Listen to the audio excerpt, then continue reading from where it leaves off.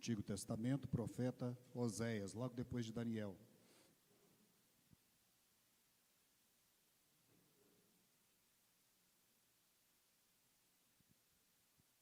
A palavra de Deus nos diz assim: quando Israel era menino, eu o amei, e do Egito chamei o meu filho. Quanto mais eu os chamava, tanto mais se iam da minha presença. Entretanto, sacrificavam a Baalins, queimavam incenso a imagens de escultura. Todavia eu ensinei a andar a Efraim. Tomei-os nos meus braços, mas não atinaram que era eu que os curava. Eu os atraí com cordas humanas, com laços de amor. Fui para eles como quem alivia o jugo de sobre as suas queixadas, e me inclinei para dar-lhes de comer. Não voltarão para a terra do Egito, mas o assírio será o seu rei, porque recusaram converter-se a mim. A espada cairá sobre as suas cidades e consumirá os seus ferrolhos e os devorará por causa dos seus caprichos. Porque o meu povo é inclinado a desviar-se de mim. Se é concitado a dirigir-se acima, ninguém o faz. Como te deixaria, ó Efraim? Como te entregaria, ó Israel? Como te faria como a Admá? Como fazer-te um Zeboim? Meu coração está comovido dentro de mim. As minhas compaixões todas se acendem. Não executarei o furor da minha ira. Não tornarei para destruir a Efraim, porque eu sou Deus e não sou homem, o santo no meio de ti. Não voltarei para ti em ira. Andarão após o Senhor, este bramará como leão, e bramando os filhos, tremendo virão do ocidente. Tremendo virão como passarinhos os do Egito, e como pombas os que estão na terra da Assíria, e os farei habitar em suas próprias casas novamente, diz o Senhor.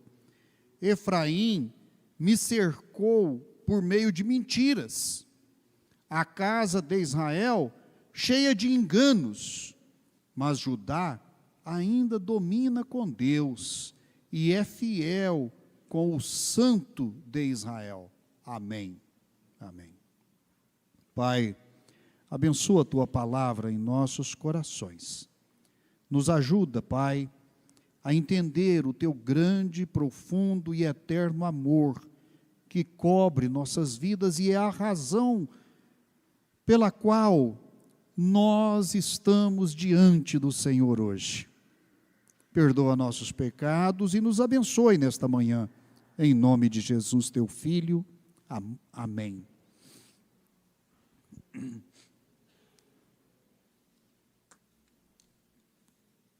Meus queridos irmãos e irmãs, eu gostaria de refletir neste tempo que nos é dado sobre o amor de Deus.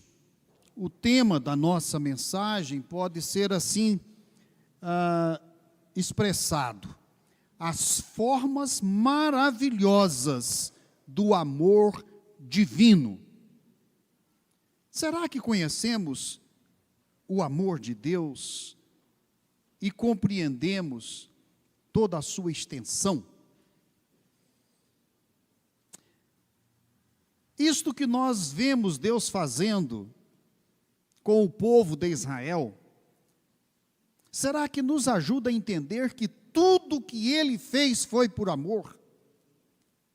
Inclusive as dores, cativeiros, sofrimentos, guerras. Este texto nos fala sobre esta natureza divina em suas formas maravilhosas. Especialmente que o amor de Deus não está apenas no que Deus faz, mas em quem Ele é. E, pensando nesta direção, eu queria então desdobrar estas formas maravilhosas de Deus em alguns pontos, que eu acho que não vai dar para tratar todos nesta manhã, mas eu queria citá-los para ficarem registrados. Primeiro, que o amor de Deus se revela quando Ele ama o seu Filho. Este é o princípio, é a primeira manifestação do amor de Deus, é quando Ele ama o seu Filho. Segundo, que o amor de Deus, ele se revela pelo princípio trinitário, e depois ele se expressa naqueles que Ele chama, ou seja, o amor dele é coextensivo. Começa no interior da Trindade, mas é capaz de se desdobrar para fora da Trindade e alcançar aqueles que Ele chama. Terceiro, o amor de Deus se revela de forma humana. Há muito aqui que nós temos que aprender, porque nós fomos ensinados a entender um amor eterno, transcendente e divino. Mas este texto nos mostra que o amor de Deus, ele se revela no humano. Enfim, o amor precisa chegar ao humano, que somos nós, com todas as peripécias da vida que nós vivemos, com todos os reveses, com todas as dificuldades, com todos os pecados que atrapalham, que corroem e que corrompem a nossa vida. Quarto lugar, o amor de Deus, ele não pode de forma alguma ser impedido pelas circunstâncias em que ele se manifesta. Ou seja, as circunstâncias não determinam se Deus nos ama ou não. Ele nos ama apesar das circunstâncias. Por último, quinto lugar, o amor de Deus é que sustenta a esperança humana de futuro. Não há futuro para o ser humano fora desta propulsão do amor de Deus que nos carrega nos braços. Ele tem um futuro porque Ele nos ama. Ele projeta nossas vidas porque Ele nos ama. Bem, deixa eu ver até onde eu posso caminhar aqui. O amor de Deus se revela quando Ele ama o seu Filho. O texto nos diz: quando Israel era menino, eu o amei, e do Egito chamei o meu filho. O amor está, portanto, diretamente relacionado, em primeiro lugar, ao amor de Deus pelo Filho. A Trindade é algo misterioso e maravilhoso. Ela guarda tudo que pode ser revelado. A Trindade guarda todo o potencial divino. A Trindade guarda todos os mistérios e segredos de Deus. Portanto, a Trindade é o primeiro lugar onde tudo que Deus é se manifesta e se revela. Se Ele é amor, o primeiro lugar onde isto há de se manifestar é no interior da própria Trindade.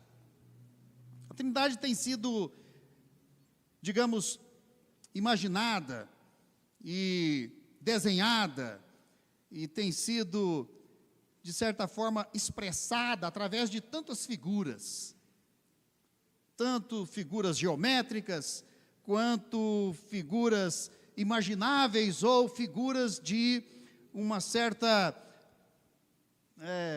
comunhão de pessoas.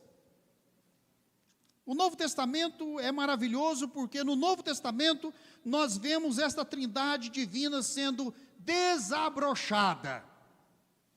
A vemos de forma plena. Contemplamos de forma plena.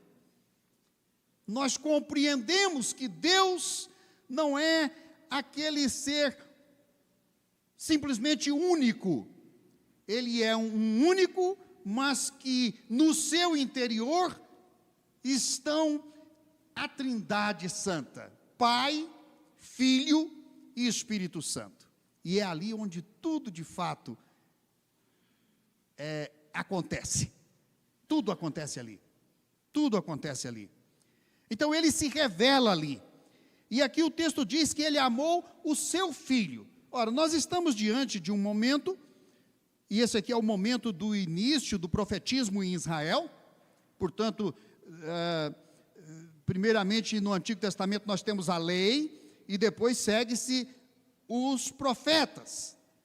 E os profetas é onde nós vamos encontrar os mistérios de Deus de fato sendo revelados.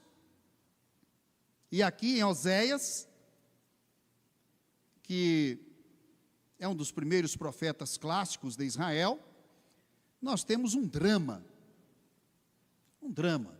Os irmãos sabem como que o profeta Oséias foi orientado por Deus a, digamos, estabelecer um relacionamento com sua esposa, que viesse a ensinar Israel sobre o misterioso, maravilhoso e grande amor de Deus por Israel.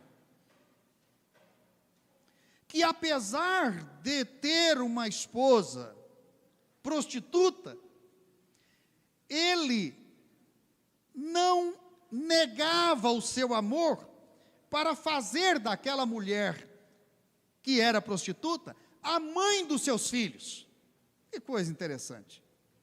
Este amor puro, que não se contamina com o pecado, mas que o redime, que redime o pecador, e que o transforma para que ele, de forma santa, ele produza filhos para Deus.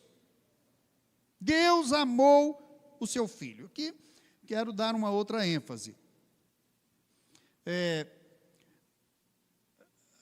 O amor de Deus, oriundo desta Trindade Santa, este amor, então, ele se projeta internamente na comunhão da Trindade, Pai, Filho e Espírito Santo, e ele se projeta para aqueles que Deus vai considerar, então, como sendo os redimidos do Filho. Eu vou usar essa expressão porque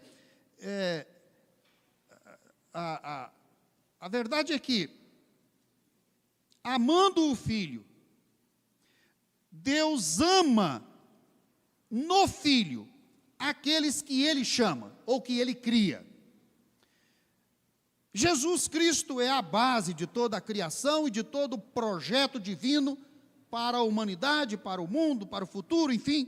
Cristo é o alicerce, Ele é a pedra de esquina, Ele é aquele em quem Deus concentra tudo aquilo que vai expressar em todas as coisas que Ele cria. Jesus é a chave de tudo. Por isso Ele diz: eu amei o Filho, meu Filho. Eu o chamei do Egito. E é interessante quando Mateus vai falar de Jesus, que ele recorre exatamente a este versículo. Quando ele está narrando a infância de Jesus, ele diz então que Herodes morreu, e que agora então, José e Maria voltam do Egito com Jesus para a terra de Canaã. E isto, diz Mateus, é para cumprir o que o profeta havia dito: do Egito chamei o meu filho. E aqui, na profecia, nós vamos então juntar o antigo com o novo e perceber que o chamado de Israel do Egito já era uma façanha de Deus, libertadora, claro, mas que tinha como fundamento o próprio Filho. Ou seja, a libertação de Israel do Egito foi uma libertação fundamentada no amor de Deus por Jesus. Não primeiramente no amor de Deus por Israel, mas primeiramente no amor de Deus por seu Filho Jesus, que em projeção, digamos assim, ele agora então estende este amor até Israel, que está cativo no Egito, e por causa do seu filho, ele então o arranca do Egito e o traz para a terra prometida. Que grande amor! Que grande amor! Deus amou Israel por causa do seu filho Jesus Cristo. Desde o princípio, Deus ama no filho a Israel. E por analogia, a igreja, que ele chama, como se chamasse o seu próprio filho. É esta relação intrínseca aqui que é interessante, porque Deus chama Israel do Egito como se estivesse chamando o seu próprio filho, e ele faz aqui como uma sinonímia entre Israel e o filho. É como se fosse um nome dado para duas coisas, mas o mesmo nome. Ele faz a equivalência entre o nome de Jesus e o nome de Israel. Ou seja, o povo de Deus equivale para Deus ao seu próprio filho Jesus. Meus irmãos, isso não tem preço, isso é grandioso demais. Como é grande este amor de Deus que faz equivaler ao seu próprio filho o povo que ele chama. Ele ama o filho, mas no filho ele ama o povo que ele chama. Portanto, o amor de Deus se revela quando ele ama o seu filho. Ou seja, o amor é oriundo da Trindade, e este amor se espalha pelo mundo que Deus criou. Deus amou o mundo de tal maneira que deu o seu Filho unigênito, para que todo aquele que nele crê não pereça, mas tenha o eterno, a vida eterna, ou seja, seja trazido para dentro da eternidade com ele, não fique perdido no tempo, não fique descartado na história, seja trazido, seja eternizado.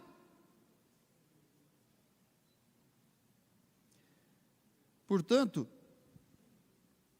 este primeiro versículo do capítulo 11 nos mostra como é maravilhoso este amor divino e como ele se revela, como ele se espalha, como ele identifica o próprio filho com aqueles a quem ele chama para o filho. Nós somos chamados do mundo, pelo Evangelho, para sermos do Filho. Isso deposita sobre nós o mesmo amor que Deus tem pelo Filho.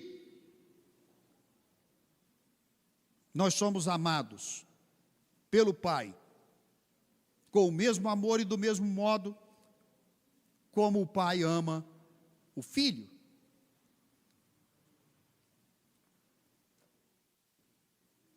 Claro, aqui na frente iríamos ver como que isso não nos desculpa do pecado, isso não nos isenta do pecado, e isto não nos, digamos, isso não nos protege da disciplina.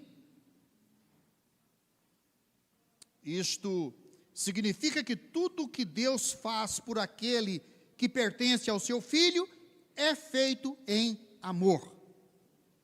Até a disciplina, até o sofrimento, até o castigo. Bem,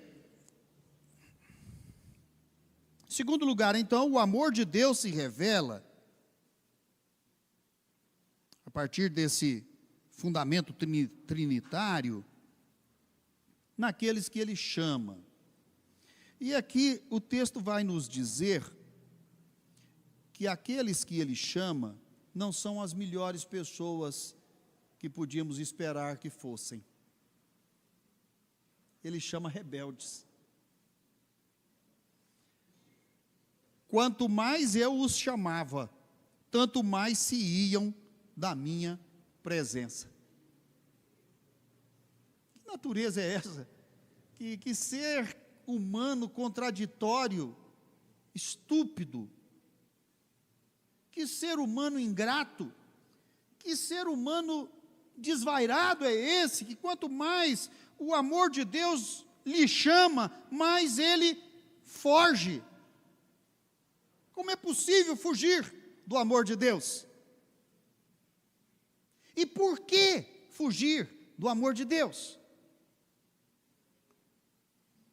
Aqui o texto vai mostrar que eles estavam fazendo uma troca. Na verdade, eles estavam trocando o amor de Deus pelo amor dos ídolos, imaginando que os ídolos os amassem. Ora, quando é que um ídolo me ama? Quando é que um piano me ama? Quando é que uma bateria me ama? Quando é que um ar-condicionado me ama? Quando é que uma pedra pode me amar? Quando é que uma árvore pode me amar? Quando é que um astro pode me amar?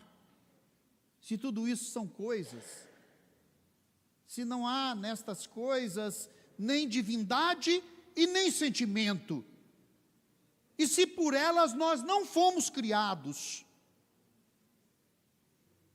Mas os rebeldes eram capazes de atribuir a sua origem a um animal, ao sol, à lua, como fazia o Egito, como fazia a Síria, não é? A um pé de milho, como fazem os índios. E não são capazes de exercitar um pouquinho a sua inteligência para saber que a origem da nossa existência está muito para além das coisas que existem. E quanto mais então Deus os chamava, mais eles se afastavam. Mas Deus não cessa de chamar. Este é o grande segredo de Deus. Não é só a paciência de Deus que é infinita, é a sua capacidade de nos chamar, que também é infinita.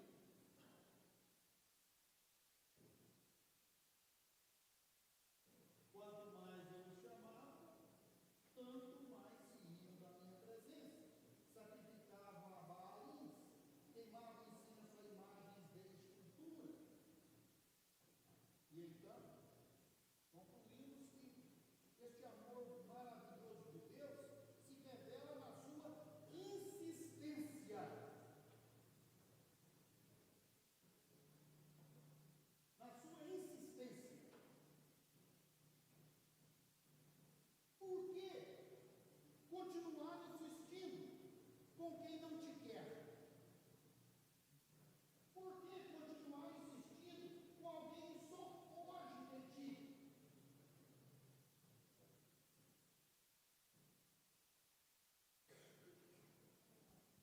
Só.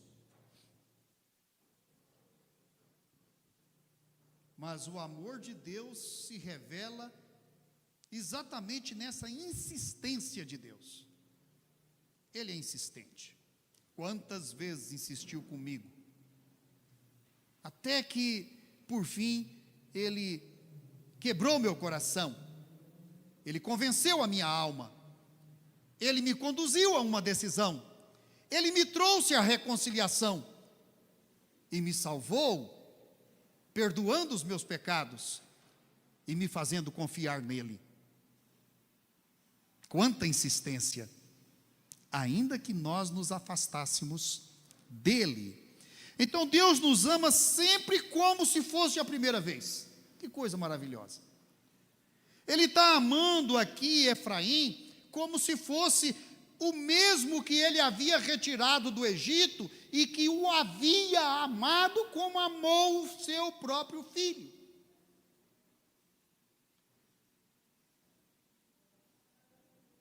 A gente não pode imaginar até onde vai realmente essa insistência de Deus. Há pessoas que nós desistimos delas por 2 ou 3 palavras que elas nos dizem e que não nos agradam. nós desistimos fácil demais das pessoas. Aliás, nós temos muito mais facilidade para desistir de pessoas do que para desistir de coisas.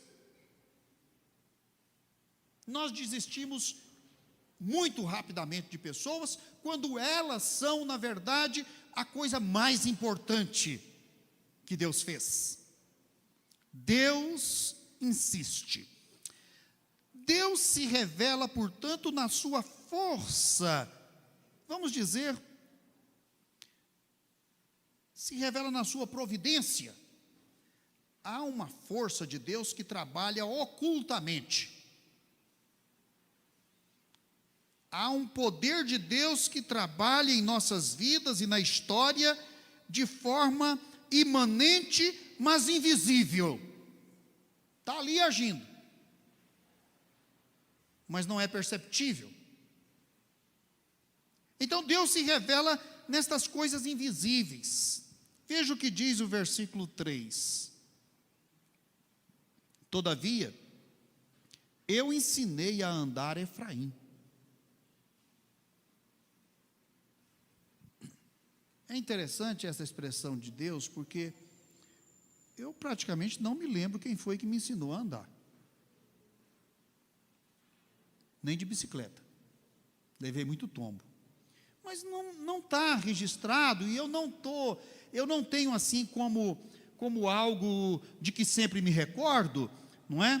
De quem foi que me ensinou a andar? Eu pressuponho que tenha sido meus pais. Mas depois que a gente aprende a andar, a gente esquece quem ensinou. E aqui Deus está voltando a dizer a Efraim: eu ensinei Efraim a andar. Mas ele se esqueceu. Ele diz também: eu os tomei nos meus braços.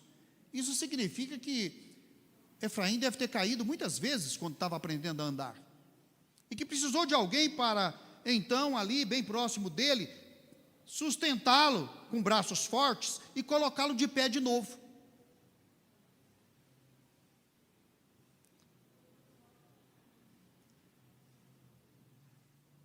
Eu ensinei Efraim a andar, tomei-os nos meus braços, mas há uma coisa aqui que a palavra diz: mas ele não atinou que era eu quem os curava. Essa palavra atinar é uma palavra bem do nosso linguajar português, não é? Não atinei para isso. Ora, como você não atinou para isso? Ora, atinar é uma palavra que envolve a percepção daquilo que está acontecendo e um exercício da mente para poder fazer as relações e concluir qual a causa do que está acontecendo. Qual a causa? Então envolve um exercício humano, um exercício de reconhecimento. Mas o texto diz que essa capacidade Efraim não tinha. E eu fico pensando quantos de nós às vezes estamos caminhando nos mesmos passos de Efraim, que a vida passa e as coisas acontecem, e Deus age, Deus faz, e Deus toma providências, e Deus age, e nós não atinamos. Ou seja, não somos capazes de dar a Ele o reconhecimento da autoria, da causa, de que Ele é o responsável, muitas vezes, por aquilo que poderia ter nos destruído, e Ele nos protegeu. Poderia ter nos matado, e Ele nos livrou. Então, Deus se revela nesses atos ocultos que Ele realiza. Mas por que Ele trabalha ocultamente? Essa é a questão. Ele quer, Ele decidiu, Ele tomou a deliberação de nos acompanhar quando nós caminhávamos sozinhos. Ele tomou a deliberação de nos carregar nos braços sem que nós soubéssemos. Deixou que nós marcássemos os nossos passos e os dele ficaram ocultos. Quem olha, vê os passos de Efraim, mas não vê os passos de Deus. Não atina. Quem é que pode caminhar sozinho nesse mundo? Quem é que veio sozinho para o mundo? Quem é que pode resistir sozinho à força brutal deste mundo? Quem é que pode se proteger das maldades, das armadilhas, da violência, das mentiras? Alguém está cuidando de nós. E nós muitas vezes não lhe damos a glória que lhe é devida, porque não percebemos, ou então porque somos ingratos e não queremos pensar nisso. Aconteceu, foi a sorte. As coisas caminharam nessa direção. Bom, caminharam nessa direção, e quem foi que as colocou nesta direção? Quem as organizou para que elas fossem nessa direção?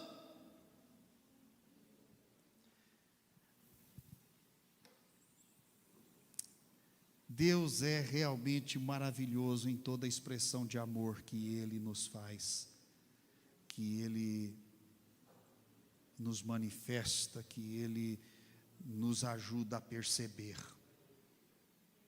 O amor de Deus o Pai, através do seu Filho amado, se projeta sobre todos nós e dá provas abundantes de que Ele está ao nosso redor e que Ele está nos sustentando e que nos piores momentos Ele ainda estava lá. E Ele nunca nos deixou de amar, como se fosse a primeira vez, porque Ele nos ama. Que Deus nos abençoe e que nós possamos guardar este amor de Deus então em nossos corações e a cada dia percebermos como Deus é maravilhoso. Amém?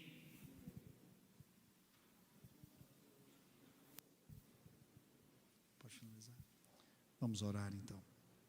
Senhor, nós te louvamos por tua presença maravilhosa, muitas vezes imperceptível para nós, mas presença gloriosa do Senhor ao nosso redor, ao longo da nossa vida. O Senhor nos dá provas de que nos ama. Dá-nos a graça de demonstrarmos também o nosso amor por Ti. Ensina-nos a Te amar de todo o nosso coração, de toda a nossa alma, com todas as nossas forças e com todo o nosso entendimento. Assim oramos em nome do Filho amado Jesus. Amém.